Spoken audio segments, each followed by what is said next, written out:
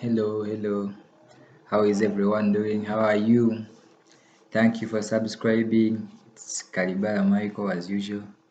It's been a while since we last started to chat about, since we last had a chat on this platform. So I'm glad to have you guys today, and I'm going to discuss a very important topic.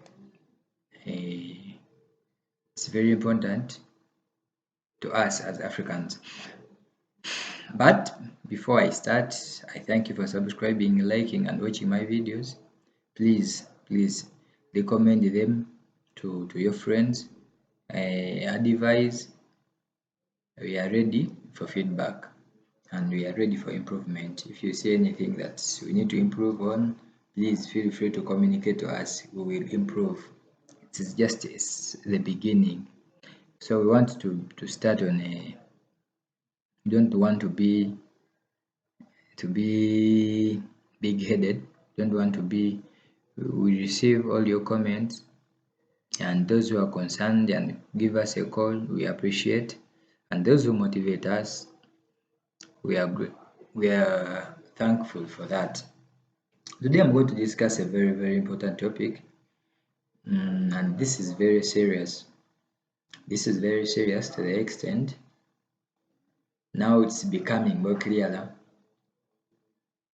of who the presidential candidates are going to be. You know, it's always about a two-horse race. There are always two candidates that are viable, that are the favorites. It can't be three. There's a way nature sorts itself out. So today, it's a very big day. UDA stroke Kenya Kwanza, the way you want to take it, have had their delegates conference today.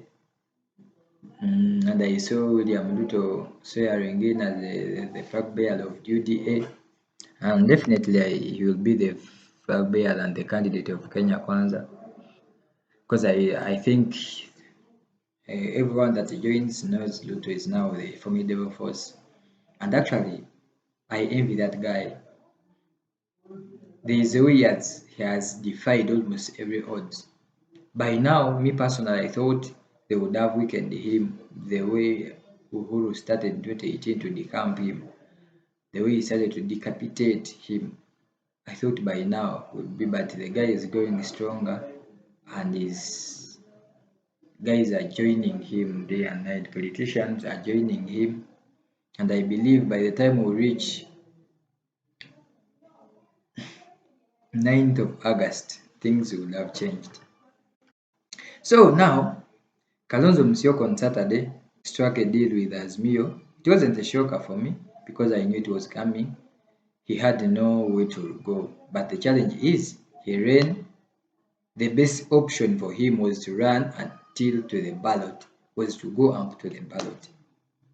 But since he bowed down to Azimio and actually ODM, he has now taken himself to the slaughterhouse, which is totally going to affect him. He will come out a loser regardless. Even if Laila wins, or even if he loses, Kalonzo is going to still be losing.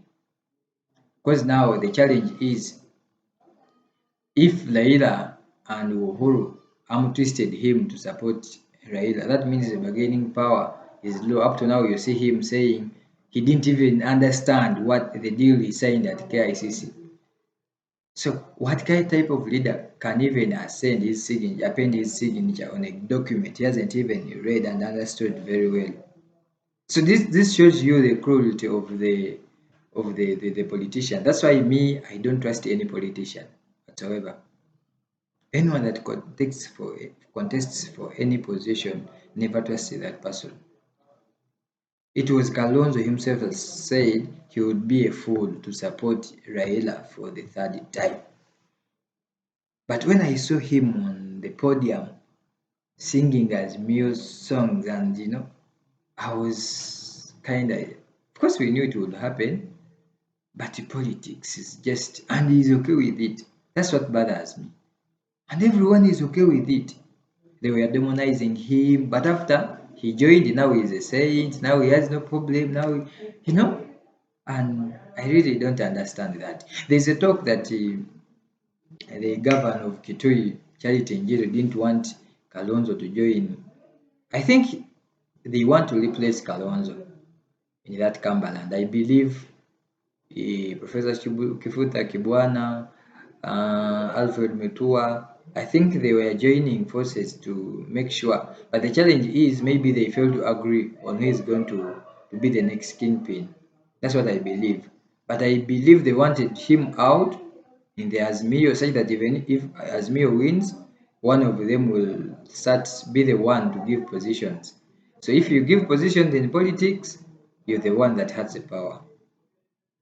So now, as it stands, it's getting better and it's getting exciting.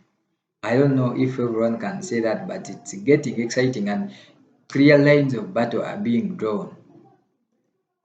Clear lines are being drawn right now. Everyone is choosing a side. And I'm sure by April, by the end of April, we will see vigorous campaigns and head-on attacks on each other. And actually, I predict I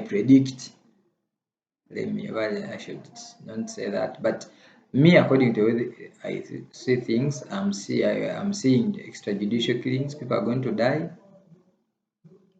People are going to die, and seriously, people are going to die because these campaigns for Laila is a do and all die affair. Ruto is not someone who just gives up something. He's very ruthless when it comes to competition. He's someone who is very committed for his cause. So shit is going to go down. And remember, if any leader, you have to be decisive. That's a challenge with Laila. Laila is not a decisive when it comes to critical moments like that. So that's a challenge. But Ruto is ruthless. But Laila having the deep state behind his back, things are going to get messy. Things are going to get messy. Everyone should wear headgear. So I want you to tell you which side has who and who counts on each side. So I was looking into my statistics. I was looking at all the leaders that count and the leaders with numbers, the credible leaders in Kenya. And I was thinking who has the best team? Because when you see now formulations are starting to form, coalitions are being forged. So we are going to become things are going to become more clear. Who has who is where. Even these governors that were still in the middle are not decisive yet. We are going to see clear lines of battle. But now the challenge is now if they start the main thing that is going to disturb almost every party, including Azmio and UD and Kenya Kwanza, all those coalitions are going to be faced by the problem of candidates, leave alone the presidential candidate, but starting from the DP position. That's where we are going to see challenge. That's where we are going to start to see people jumping from crying foul, what, complaining. That's where I expect the real politics to begin. People are going to be disappointed. Others are going to fade out. Actually, just of so that we have to do what? So I'm going to start with telling you about the key leaders in each camp. So Ruto, as of today, in his delegates conference in Kasarani, today, I'm going to tell you the key leaders. First and foremost, Jimmy Wanjigi joined him today. Jimmy Wanjigi. I know you know what I mean. Jimmy Wanjigi. That means he comes with his bags of money and a lot of experience when it comes to campaigns. Remember 2017 when he was in the Laila camp and his, police broke into his house. So you see where it goes. He has the financial muscle and he brings that narrative of betrayal from Raila. Ruto has already his betrayal from Uhuru. So when you look at Miguna is also complaining of Raila. I told you, I remember if you watched my video, I said Jimmy Wanjigi and Miguna facts are going to affect Raila. Because those guys are still complaining up to now. Raila went into to strike a deal with Uhuru without their consent, and they had to send Miguna away, to exile him. This one, Mwanjigi's house was broken into. Up to now, he doesn't even understand what was the charges against him. Yet Laila is enjoying the privileges of power. So that's a very, very big thing. And the good thing, no one is talking about it. But when they start talking about it, it will affect him. And I know, as campaigns go, as hustler dynasties start, as things are going to get messy, people are going to die. I'm sure of it. So this weekend, they had Kenya Kwanza had a rally. Was it in Nyeri?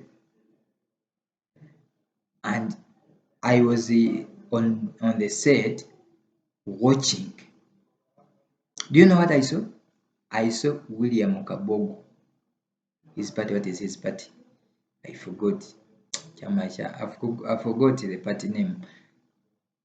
Remember, Moses Kuria one said he has almost 21 parties that are going to join Kenya Kwanza.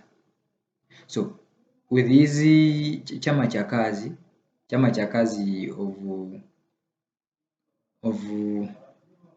of Moses Kuria, William Kabogo with his political party also joined on Saturday. Remember? And actually, people are hinting on him becoming a deputy president, William Kabogo, because even the energy he was using, as if he wants to oust Uhuru Kenyatta, because he said, I can as well speak for the community. Now that will bring in a challenge. Where is Gachagua? Gachagua. So there are so many strings, and someone to disassemble those strings, it's going to become a very, very big handle for every party in this election. So remember, Ruto had already got Wetangula and Mudavadi joining him. So if you add on the Mount Kenya leaders that came earlier, the Anwaiguru, Rigathi Gachagua, Kimani Chungwa, those, all of them, almost Mount Kenya leaders, all of them. So Jimmy Wanjigi, Moses Kuria, Aden Duale from Garissa Township. So you see how things are starting. Everyone is looking for a camp that is favorable for his survival. Because these politicians, they don't go to Ruto actually because they love him, but because according to the ground, it's him that sells, and without him you cannot win. I think that's why you see Mount Kenya, the whole of Mount Kenya is almost UDA. So when we go to the Laila camp, who does Laila have? The most important player that Laila has is the deep state. That's the most important. And because those ones count the votes, they transport the vote, the ballots, they handle the process, they even control the judiciary, they control the IEBC. So that's a deep state. He has the vote of the deep state. That's very important to note. And it's very hard to defeat a deep state. So that one aside. And that deep state comes with Uhuru Kenyatta as the custodian. So Uhuru Kenyatta is in Azimio to make sure that the deep state or the state's interests are taken care of in that outfit of Azimio. So that means he's controlling Raila, because I don't think Raila can control the state, sorry. I don't think so. So that means Uhuru Kenyatta is coming with the state machinery to support Raila Odinga to become president. So what? Because I saw Kalonzo's outcry saying Raila kept them waiting for 8 hours. He didn't reach the venue until 2 p.m. What does that show you? He's not in control. Someone is calling the shots. So this means Raila is going to be, he's not going to do anything, because he will be a stooge for some other people. He will be doing someone's agenda, not his agenda, because everything is now being done for him. Because for him, he couldn't talk to Kalonzo, so that's why he involved Uhuru Kenyatta to negotiate with Kalonzo Musyoka. Whatever was promised, everyone is denying. I saw Professor Makau Mutua saying we didn't promise them anything. Kalonzo said I wasn't promised a DP position. After one day he told us I didn't know what I signed. First he told us we joined as Oka. I saw Martha Karua saying I don't know about that. So there are so many things that we still don't understand. It's as if Kalonzo Musyoka was just twisted to support Raila, and he was forced to sign that agreement at KICC. So leaving alone that, I saw it, Raila has the deep state, Uhuru Kenyatta being the custodian. Then he was joined by Kalonzo Musyoka on Saturday. The combination, you may remember already, Raila already had Professor Kivuta Chibwana. He had the governor of Machakos, Alfred Mutua. He had the Charity Njiru already from the combination. So Kalonzo coming is just consolidating the region of the Kamba, of which me as a person I expect a rebellion from the region, from Kalonzo Musyoka, because he's just speaking from both sides of the tongue, as if he's not contented. So if someone comes with a better deal to the Kamba people, I believe we take out some good votes actually. So Ruto doesn't need every vote there; he just needs a small number, 1.7 million of the Kamba people votes that they have. If you can get, even if you get 500, that's enough to disorganize the Raila's votes. So that one Kalonzo is in. So Kivuta Kibwana, Charity Njiru, those were already in since the first term. So Alfred Mutua, of course, that one came in with Uhuru Kenyatta. Remember, even the last time he was supporting Uhuru Kenyatta. So you see, things have become. But the challenge I have with you now, here comes the senator of Baringo, Gideon Moi, the prince in waiting. Because now what they are planning Raila to do one term, such that Gideon Moi comes in. But the challenge with Gideon Moi is very slow. When it comes to power, you have to go for it. You have to look for it aggressively. But for him, as you know, princess is just waiting for someone to give him, just the way Uhuru Kenyatta was given. But dynamics are changing day by day.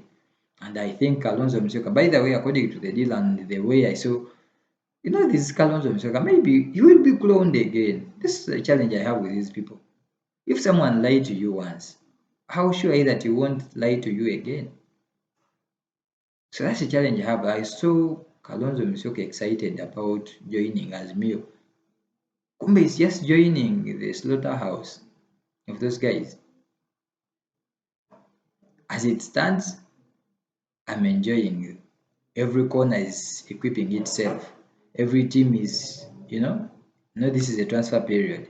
By the time they register coalitions by April, we will be seeing the outfits forming clearly. And after that, we wait for nominations. People start inquiring for. I am sure by the end of June, we will have known who is going to win this race. The way I'm saying it, it's getting messy anytime soon. Thank you for watching. Keep on my channel, subscribe, hit the notification tab. You will be the one to receive the video once I post again. Thank you for watching. Keep posted.